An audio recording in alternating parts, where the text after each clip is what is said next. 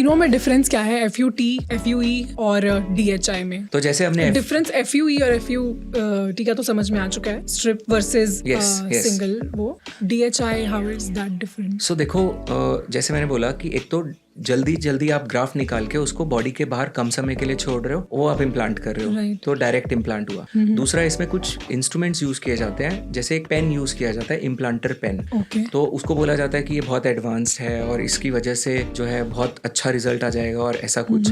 तो मैं बताता हूँ आपको, जब 20 साल पहले मैंने ट्रांसप्लांट करना शुरू किया था, उस समय भी ये टूल आता था। अच्छा। और ये अवेलेबल था और ये बहुत सस्ता होता है, बहुत ही सस्ता, कुछ भी नहीं है इसमें। और मैंने ये टूल ट्राई किया, क्यों? क्योंकि जो एक्चुअली में ग्राफ्ट को डालने का तरीका है वो है 2 forceps टेक्निक, और नो टच टेक्निक भी बोलते हैं, जिसमें रूट को टच नहीं करते। बट इसके लिए एक लंबी ट्रेनिंग चाहिए होती है और वो डॉक्टर ही कर सकते हैं अच्छे से, या बहुत ट्रेन टेक्नीशियंस कर सकते हैं। तो हमने भी कब वो इस इम्प्लांटर को शुरू में मैंने 20 साल पहले क्यों ट्राई किया, क्योंकि हमें दिक्कत आती थी वो डालने में, हम इतने ट्रेन नहीं थे।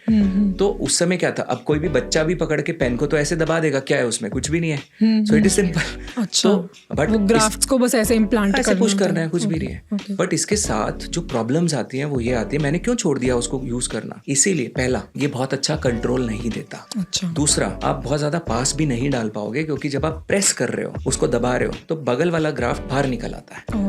दूसरी प्रॉब्लम। तीसरी प्रॉब्लम जो इसके साथ आती है, ज्यादातर ये टेक्नीशियन ओरिएंटेड रहता है, तो स्लिट तो डॉक्टर ने बना दिए, बट कोई भी डॉक्टर बैठ के ना ये पूरा इम्प्लांट नहीं करने वाला।